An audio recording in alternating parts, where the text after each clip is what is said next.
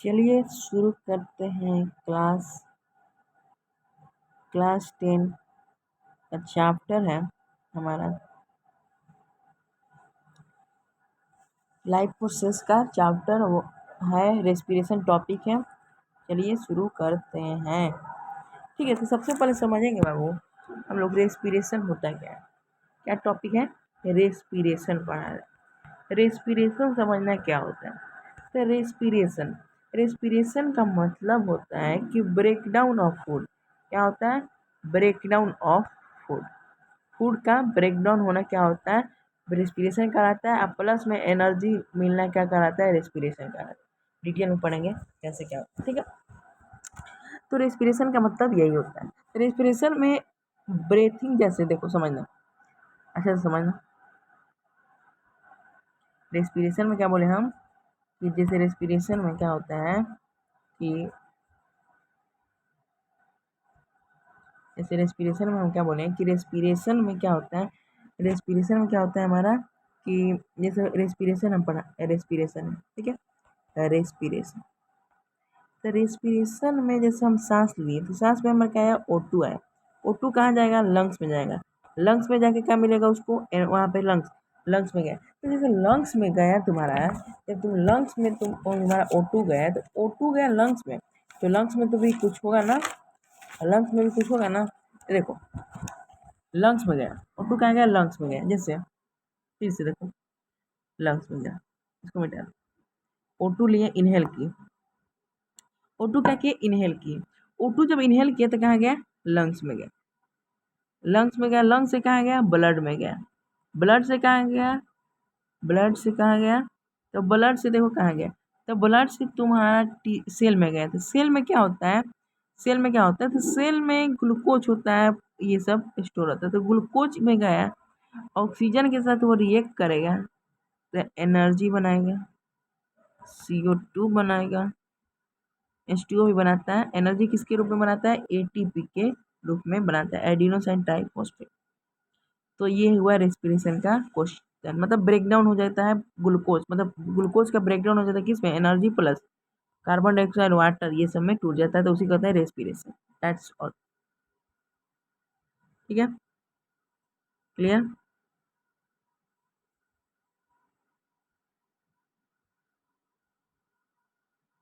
That's all. ठीक है, तो रेस्पिरेशन कहलाता है, यही रेस्पिरेशन कहलाता है।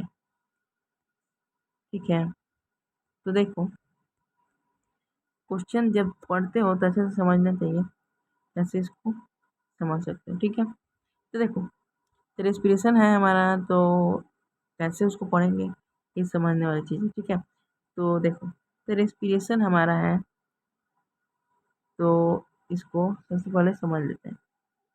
सबसे पहले इसको समझ लेते हैं। देखो क्या दिया हुआ है यहाँ पे कि दिया क्या हुआ है हमारे पास। We have discussed the nutrition in organism in the last section.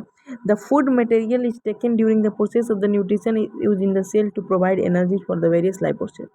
कह रहा है क्या, क्या कह रहा है कि हम लोग डिस्कस किए थे न्यूट्रिएंट को पहले कि जब भी हम फूड मटेरियल को लेते हैं प्रोसेस के दौरान, वहाँ पे सेल में वो हमको एनर्जी प्रोवाइड करता है लाइफ प्रोसेस में। Diverse organisms do this in the different way. Use oxygen to break down of glucose completely in carbon dioxide and water बोले थे। Some use other pathway that do not involve, कुछ other pathway का use करते हैं जैसे उसमें involve नहीं होता, क्या कहता है? ऑक्सीजन नहीं होता। ठीक है, तो कह रहे in all this cases the first step is break down of glucose. पहला स्टेप क्या होता है? ब्रेक डाउन को खोलना। तो अब देखो अब यहाँ पर एक नया शब्द आएगा, तो ब्रेक डाउन को तोड़ना, ग्लूकोज को तोड़ के यहाँ पे क्या बनाते हैं? सबसे पहले ग्लूकोज को तोड़ा जाता है। देखो तो प्रोसेस देखो क्या लिखा है कि first step the break down of glucose. Glucose को तोड़ा जाता है किस 6 कार्बन मॉलिक्यूल में। क्या होता है? उसका नाम पायरूवेट होता है। क्या नाम होता है? पायरूवेट, जिसको कहते हैं क्या? पायरूवेट। पायरूवेट, तो पायरूवेट क्या होता है? 6 कार्बन, C6H2O6 होता है, यही होता है फार्मूला। ठीक है, तो इसको ग्लूकोज को पहले किस में तोड़ा जाता है? पायरूवेट में तोड़ा जाता है, 6 कार्बन का मॉलिक्यूल से। ठीक है, तो 6 कार्बन का ये मॉलिक्यूल्स है, तो 6 कार्बन का ये मॉलिक्यूल्स है। तो देखो कहने का मतलब है 6 कार्बन का ये मॉलिक्यूल्स है।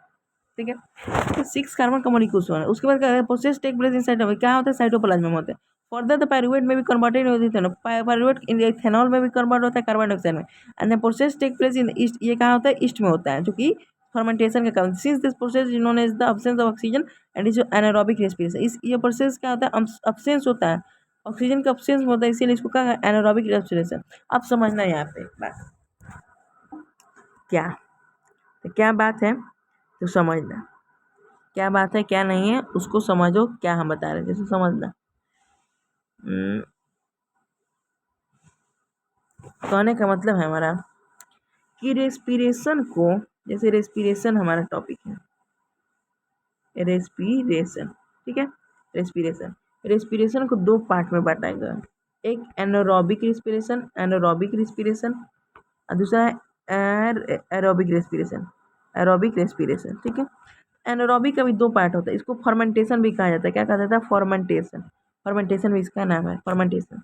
तो देखो एनारोबिक में भी दो टाइप होता है, एक होता है अब्सेंस ऑफ ऑक्सीजन, एक lack of oxygen, absence of oxygen, एक होता है अब्सेंस ऑफ ऑक्सीजन, और इसमें तो अब्सेंस होता ही है, लेकिन इसमें क्या होता है, एक लैक ऑफ ऑक्सीजन, जो कि लैक ऑफ ऑक्सीजन क्या होता है, हमारे मसल्स में होता है, इसको पढ़ेंगे अभी, ठीक है।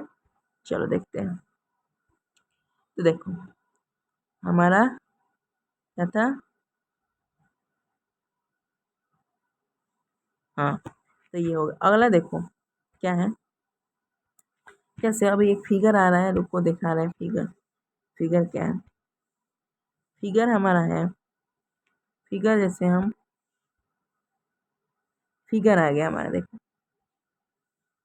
फिगर आ गया, फिगर क्या है, फिगर क्या कह रहा है तुम्हारा,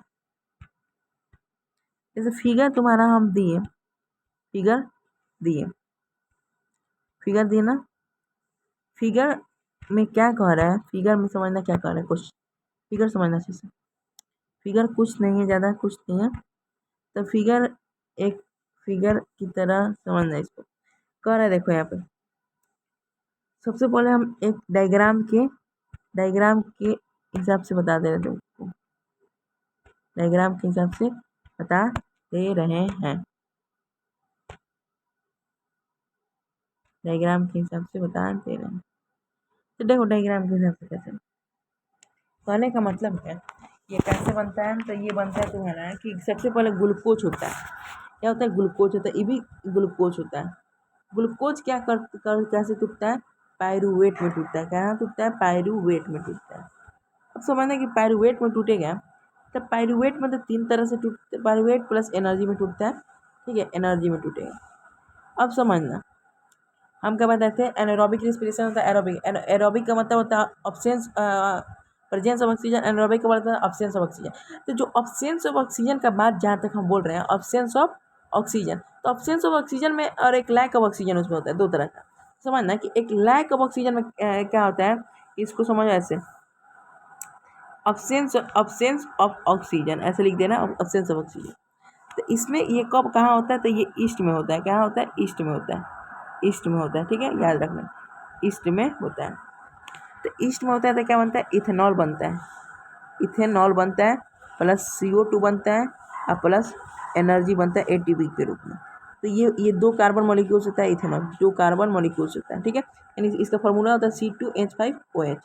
तो ये याद रखना बहुत इंपॉर्टेंट आता है, ईस्ट में कैसे होता है, तो इथेनॉल होता है, कार्बन डाइऑक्साइड होता है, एनर्जी बनता है, ठीक है।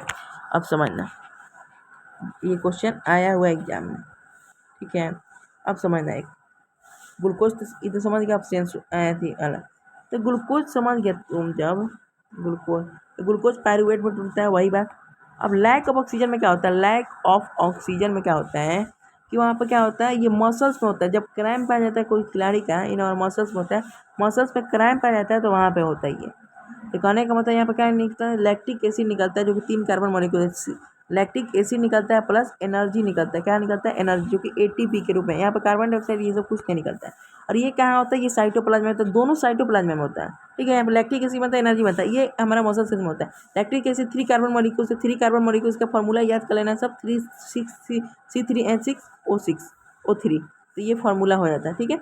अब अगला देखना फिर से, ये तो पायरुवेट वही रहेगा, पायरुवेट वही रहेगा, पायरुवेट इतना रहने दो। अब समझना, और एक लास्ट है हमारा एरोबिक रेस्पिरेशन क्या होता है? एरोबिक जो कि प्रेजेंस अब देखो एरोबिक में क्या होता है? प्रेजेंस ऑफ ऑक्सीजन होता है। तो प्रेजेंस ऑफ ऑक्सीजन कहाँ आता है? माइटोकॉन्ड्रिया में लिखना है कि प्रेजेंस ऑफ ऑक्सीजन क्या होता है? माइटोकॉन्ड्रिया में। यहाँ पे क्या बनता है? CO2 बनता है, वाटर भी बनता है और एनर्जी भी निकलता है। एनर्जी किसके रूप में निकलता है? ATP के रूप में निकलता है। यही मेन कंसेप्ट रेस्पिरेशन का और अगला क्लास कल होगा। That's all.